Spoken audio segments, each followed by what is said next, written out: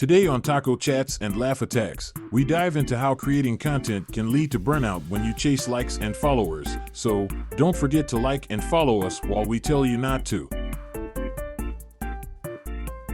I get these notices from Spotify. I don't know if you're getting them too. The one I got one the other day from Spotify, and it was like all this stuff about how important it is to start incorporating video in your uploads. And I thought, Spotify does video? And I didn't quite understand it. And I probably should have taken the time to look at it, but I just got busy and moved on with whatever it was. But when you think about how things like TikTok have transitioned to longer videos, you can now do vertical videos. There's more of a search to it. There's all this business that they're getting into. And if you notice it, when you go to your search engine, you start searching for something, the first thing you see are videos. It's kind of jacking the algorithm of Google's like sponsorship sort of criteria, right? That's one of those things where, you know, we start to see that a couple of things. There was this research that came out recently that showed that less and less people are reading these days. Mm-hmm. And that more people will, if they don't get the information they need from a video within just the first, 30 to 45 seconds, they either move within the video to get the more that they need, but there's just this impatience, right, to get the answer, which I think is also why AI is so, like ChatGPT, because people are just, I can just ask the question, get the answer. I don't have to go back and validate it. I don't do anything with it. I just get the answer, right? I don't have to think critically about how do I want my, the cover letter of my CV to look like, right? I can just say, ChatGPT, here's about me, and it does it, right? I have some beef with that. I think that's a fall of humanity that we're not doing more critical thinking. So one of the things that the SEO does and these things that I pay for is it gives you all this information. So it's talking about how, these different platforms are now starting to incorporate video. There's a lot of self-criticism that comes up when you start doing videos of yourself, opposed to just like writing a blog article. Yeah. So it made me think about what we're doing here and how we're doing it. And I thought, as a mental health practitioner, I should be better, as I'm shitting on myself, I should be better at recognizing these anxieties that keep me from doing different things. The fact that I know that there's anxieties there and that I'm not doing anything about it is so self-shaming. That's funny. It's like, do as I say, not as I do. Yeah. Right. And so, we are putting this thing together, and I thought a lot about some of the stuff that we've done and the stuff that we've avoided. And then I started looking at how often I feel like, oh, man, we need to put this out there. We need to have more people see it. We need to share it. There's all these times where, even to the extent where I was in one of my meetings, my PhD meetings the other day, and it was for a new class that we're taking. Mm-hmm. And we had to go through, and rather than talk about the research that we're doing and where we're from and all that kind of stuff, we had to talk about what one of our other cohorts, how they have inspired us, right? And we've talked about Evan, right, who's in my cohort, and I had shared our podcast with him, and he gave awesome feedback. Yeah, it's the best feedback ever, right? It took me a moment to figure out what he was saying. So intelligent, right? Academia. We're always in academia. Yeah, it's harder to not do it than to do it. One of the things that he said was he talked about me, and how in a nutshell it was that when I'm looking into something, I go as far as I can to become like not the expert, but to be able to talk about it in an intelligent manner, which was really nice. One of the things that I thought was the funniest about it was that he mentioned that some of the different things that I do, but he also mentioned that I have this podcast. And man, I just reeled. When he said that, I was like, oh, I don't want people to know that. Yeah. Right? Because then all of a sudden in the chat, it's like, Danny's got a podcast? There's a where is it? How do I get to it? And I'm like, no. So this is all virtual? This is virtual, yeah. And then I went from, oh my God, he just shared that I have a podcast with people. And now it was like this, all I could think about was people in my cohort listening to it and thinking how absolutely just stupid these guys sound. it sort of goes back to the idea when we were talked about when you're an artist and you're like, we would be in like my studio, or we would be like at Winter Street, and there'd be a room full of people talking about how much they like my art, and one person across the room would say something critical, and I'd pick that out, and that was everything. It was so loud. Yep. And I realized what it was when this happened. And then fast forward a couple weeks or a week or so, and I watched this video, which I need to give you what it is so you have it. I watched this YouTube video of an interview of a psychiatrist who has a YouTube channel. It's really successful. Some of the stuff he was saying, I was like, oh, that's exactly what I thought. We don't live in a world mentally where we give priority to positive things, positive feedback, right? Because positive feedback is like the baseline. That's where we should be. We should always feel in this baseline. Because we live in this world of fight or flight, right? That part of our brain that when we hear criticism or we even self-criticize, that's a natural way for us to say, okay, there's danger, right? And so we're hyper-focused on it. And what's kind of funny too, and what I explain this a lot to my clients as well, is that the part of our brain that is that fight or flight piece is so overpowerful because we don't need to be in that level anymore. Right? We don't need to worry about, am I going to be taken down by a saber-toothed tiger? Yeah. Right? Am I going to have food for the end of the day? I've got, these different pieces that we don't have to do. So we have this tool in our brain that is like, it's like a Hemi engine and a VW Beetle, right? It's just too much. And so it compensates. And so these things like, hey, did y'all know that Danny has a podcast, becomes this like, I'm sweating. Is it your reputation that we're fight or flighting for, or no? Well, that I don't know. I mean, that could be a lot of different places. I think it has to do with expectation. So this is what I was watching, and when I watched that, it really confirmed a lot of what I've been doing for the last 2 weeks, and sort of how I've been feeling and things like that. And that's the part of it is that that's kind of the experiment that I've been playing with. Is I recognize these things, and I'm like, why? Why do people do 2 or 3 videos and then quit, right? Why do people get really big and then get totally like, I have to go on a break? And so these are all questions that I kept thinking about. And so when we're doing this and we're so adamant about not making it a part of that sort of, I got to share it. I got to get listeners. I got to get views. Right? Doing it to do it. Mm-hmm.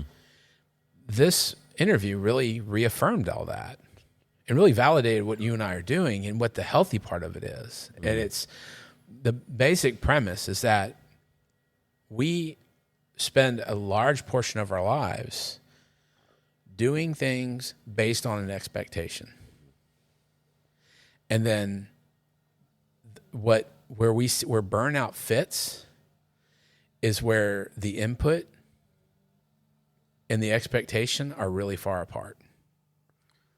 Is the expectation worse today than it was? I think it is. Yeah, because obviously there's this new standard of the way things should be done, and everybody's expected to fall within that. Right. And so here you go to YouTube and you see all these videos on how to do a podcast, how to make, how to get 10,000 followers in 45 days. Mm-hmm.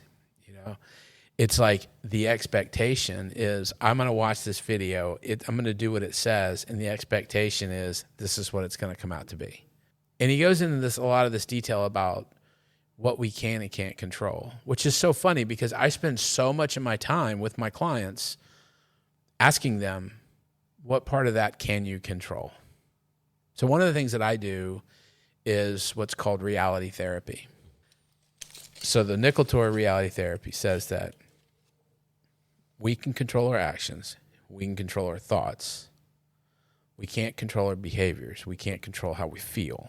They're the product of it. So the way that they talk about it in reality therapy is imagine a car, front-wheel drive car.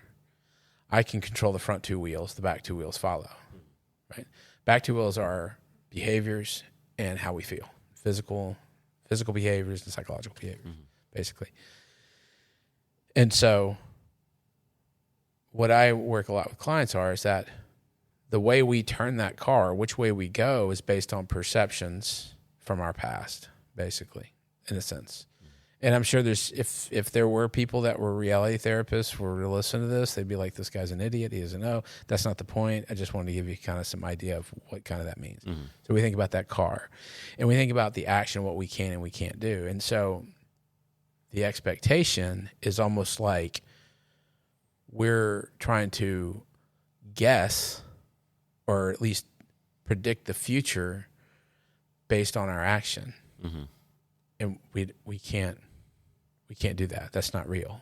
That's not reality. We can do something and then we can do something else.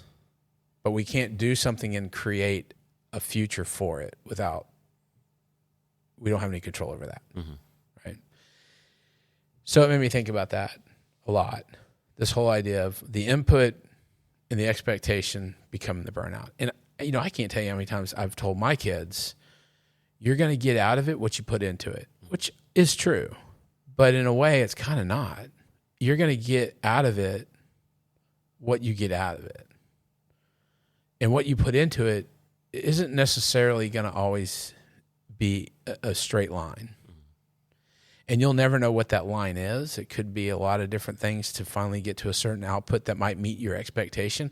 But it goes back to when you and I were talking about when we started our businesses, like when I started my studio and you started working, doing your thing, and how it was sort of this, you get to a point and it's like, I got to do the next thing. I got to do the next thing. Next thing you know, you've got a 6,000 square foot studio, 6 employees, tons of bills, all these things, and you're still not happy. And you're not doing what you set out to do. Yeah. Well, at least in my case. Right. Yeah. And it's this sort of, we fall away from the expectation. And so it made me think a lot about a couple of things. Parenting. But it also made me think about that because we're doing this with absolutely zero expectation, that's almost like the healthiest way to do it. Yeah. And I think that's the part that when you and I talk about what is this going to do, what are we going to do with it? If anything, it's how do you put something into the world to show that it's okay to do it and not have an expectation. Because then what happens is once we put an expectation to it, it becomes work. Yeah. There's room for burnout. And we get farther away from what we originally wanted to do. Yeah. And this interview was like so appropriate right before I sat down with you, because it made me think also us meeting the last time. Mm-hmm. What was that, 3 weeks ago? It seemed like a long time ago. It feels like a long time ago. It wasn't in the morning and it wasn't with tacos. And I think about what this was telling me in this interview. We were trying to get it in there without letting it be what we wanted it to be originally. We changed it. I mean, straight off the bat, the most simplest things. We did it in the afternoon on a weekday, and we didn't have tacos. Well, I mean, I think it was a good practice for us to play around, because we tried to include AI into the podcast as a guest. It was funny. It was pretty funny. It's almost like we're constantly being influenced on what our product should be. It's almost like it's forcing you to think like an influencer or someone that makes money off of this. Right. So it's sad, because then you realize 99% of stuff that's out there on the web, even the interview that you watched, it's all to get plays and hits and comments and all these things. So it's like, I mean, did they have a sponsor? Did they pause and say, "Hey, try my new whatever"? They were both selling something. Yeah, it's just fine. I mean, business is business. Yeah, but I feel like we always come back to this. It's like, it's really sad, because it's like, well, everything is monetized. Every single penny, every second you're watching is so focused on like how do we sell something to this person since we got their attention? Yeah. The attention economy. Exactly. Like I cannot remember what we talked about. Like what, if I brought something to sort of talk about, but that was sort of, you know, cause like when I got here, you're tired and, you seem a little more awake now. Yeah. Coffee and Coke and a taco. Yeah. Yeah. But Coca-Cola. yeah, we get that little Coke in here. So one of the things that this made me think about was, and not that we have to have this, but I think it's helpful for two reasons. Purpose, right? Mm-hmm. Purpose, I think it's important for anything you do. You don't have to it doesn't have to be a purpose that is like this, I'm doing my part in the universe kind of thing. When we think about purpose, if somebody was to say, what is your podcast about? And I really think that that's something that we should figure out. Mm-hmm. Not to sell it, but to be able to sort of narrow down what it really is for us. Mm-hmm. The other thing is it makes it easier to tell people what it's about when they do ask. Yeah. Right. What's so funny is I was at one of my uncles turned 70, and we had a little birthday surprise dinner thing that I went to. And my dad was there, and he had mentioned to me that he had listened to the podcast. And it was great because he would tell people, oh, Danny has a podcast, you should just listen to this, right? And which is great because he's proud of me, mm-hmm. you know? And people would look at me and say, oh, what's it about? What do y'all talk about? You don't want to listen to it. GTA, AI, men's mental health, and the word right. Right. When do we figure that out? Is there a path to that? Is there a standard of when you're supposed to figure that out? It doesn't have to be. Yeah. Season 2. Right. But it was fun listening to that video, to that interview, and thinking about that, and even thinking about it for myself. Why is this something that I want to do? Yeah. And I mean, we've talked about that, right? We get to hang out, do our thing. But we get to explore some of these things that are always banging around in our heads, and somebody might get a benefit out of it. Yeah. You know? I think if I was to put, like, by putting something like this in the world, who does it help? And I can tell you, I don't know who it would help.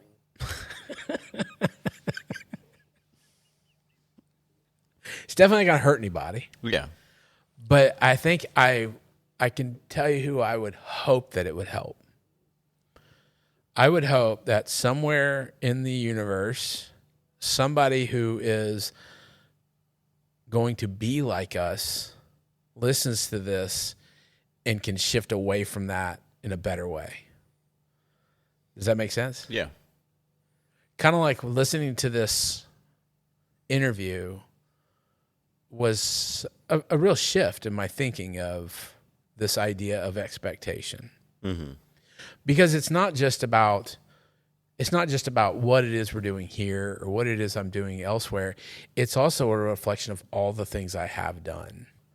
Like yesterday, my wife and I were rearranging my office. I was putting up some new pictures, cleaning it up.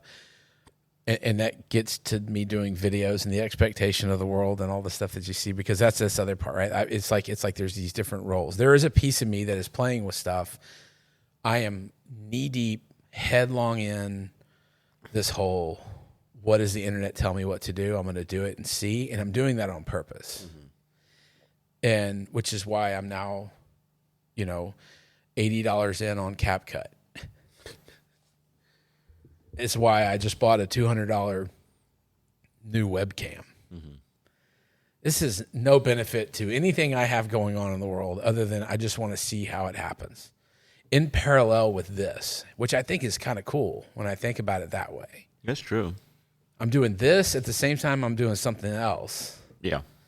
And what's really remarkable is they both are getting the same amount of attention. Wow. I have one follower on a new YouTube channel, and I've had like 4 views. I think we've gotten more than that on this podcast in the last 60 days or 30 days. How much of that is us? Just checking to see if it's still there. It's possible. No, I've actually seen the numbers spike here and there. It's like, It's kind of weird. what's going on here? Who's that? Who is that? What are they going to say? Yeah. Are they mad at their algorithm Yeah. for putting us in front of them? So here's what I did, just so you know. So I have private practice, and because of this whole idea with the video and how SEO happens and all this stuff like that, I've transitioned from just writing blog articles to where I'm doing more like video blogs, and I'm posting those on TikTok. I have no expectation that any of this stuff would ever do well. It has nothing to do with it. I put it on TikTok. I then take it and I put it into a 16:9 format and put it on YouTube and let that be it. Because then what I do is I take what I talk about in these little vlogs and I create a transcript from it. And then I just, all honesty, I then take it and I give it to ChatGPT and say, hey, can you help me make a blog based on this transcript? It basically rewords what I said into a format that follows SEO optimization, and I put it on my website. So I have a blog, but then I have a video because people do not read anymore. Yeah.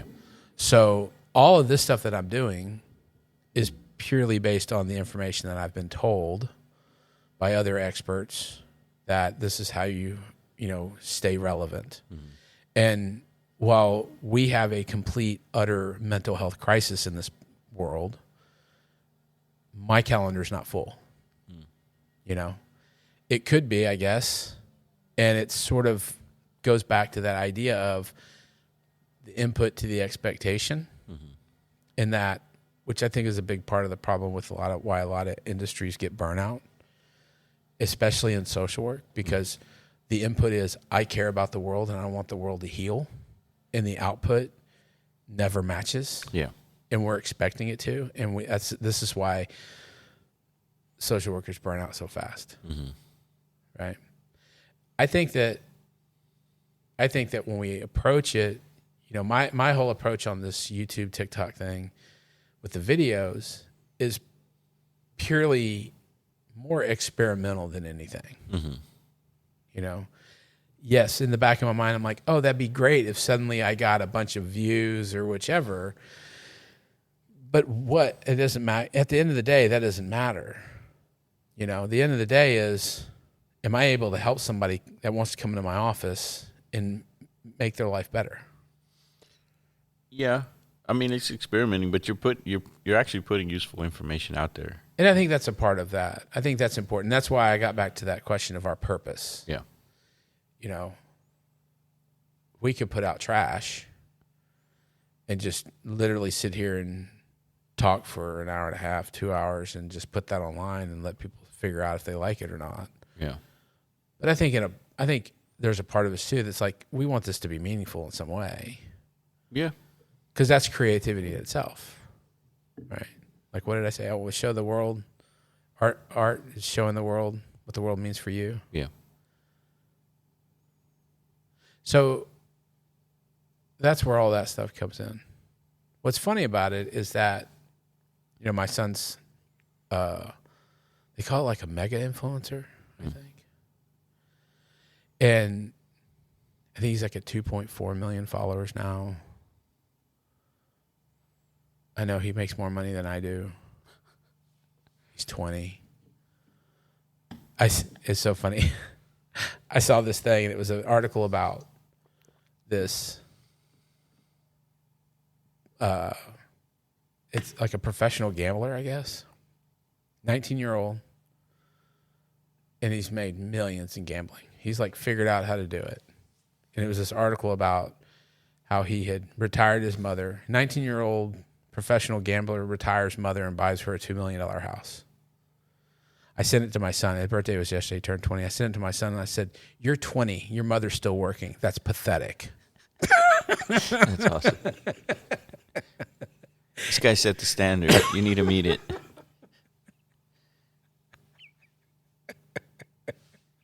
Wow. But that's it, right? That's the whole thing. Like all of a sudden, I've got a new expectation. Yeah. Here's the new expectation. And it's what's really funny too. And it's really sweet. And I think it's great. He was talking to my wife about my little TikTok page, and he was wanting to do a shout out to his 2.4 million followers. Mm-hmm. And it's because he's like, I think what it is, and this is my I'm assuming this too. He sees like how much time and effort that I'm putting into it, but also just all the, I'm just trying to take the stuff that I've learned over the last whatever number of years and apply it and give it out to the world and say, hey, here's what I'm finding. Yeah. This is what it's saying in the world, that, as a parent, we're screwing things up, right? As an industry of technology, we're screwing things up. And he was like, should I shout him out and get him, see if he can get some followers? And my wife's like, no, don't do that. He doesn't want that. In anything, it's him looking at it going, God, I put out a 30-second video of me dancing around in my bathroom, and I get, no editing, no take two, no adding music, nothing. I'm going to sit here and talk about something totally random and stupid, and I'm going to make $3,000. Yeah. And then here's my dad over here with his 9 followers on TikTok. I think I'm at 9 now. Oh, wow. Yeah. For you. Oh, yeah, I followed you today. Did you? Okay, good. Or yesterday. So, yeah. So, yes, you did. So now I think that's in the 9. Okay. And and he's like, oh, which is nice because it's like he sees, I think it helps him see that there's a value of what he's doing. Yeah. But I think it also, it sort of shows the world that there are people out there making phenomenal stuff, doing a hard job working at it, putting everything they got in there, and they're not getting anything. Yeah. And it makes them feel less than, because it's the expectation of the viral part. What's funny is that when I'm looking at like my TikTok videos, I have 4 new followers. You're one of them. James is one of them. I think Zoe's one of them. And 66 likes. Mm-hmm. But when I go to my For You page, when I go to the page that's feeding me the information, they're all videos with like thousands and thousands, like 50 and 60 and 100,000 likes. Mm-hmm. And that goes back to that whole thing. How many people are out there creating wonderful stuff that's really interesting that I don't even know how you would go find it? Because even when you go search for it, the top search is only going to show you the top search. Yeah. And it's sad because you think about how much stuff isn't being found or isn't being learned. If the search engine goes away, we're really lost. We're really not going to find specific things anymore. Mm-hmm. And I think like on Reels, like I'll pass something up and say, oh, that was really cool. And if I don't save it, I'll never see it again. And so it's mind-boggling, like how much stuff is out there. And then it's mind-boggling how many times the same thing gets recreated. And copied. And yeah, and then reacted to, and then stitched and slow-mo turned into a meme, recycled. Yeah. Everything. It turned into Arnold Schwarzenegger's voice saying the same thing. Yeah, it's I don't know if that's on your... Not on my feed. No. Oh, my gosh. I have songs that are old 80s songs that are being sung by Arnold. Like they just put him in.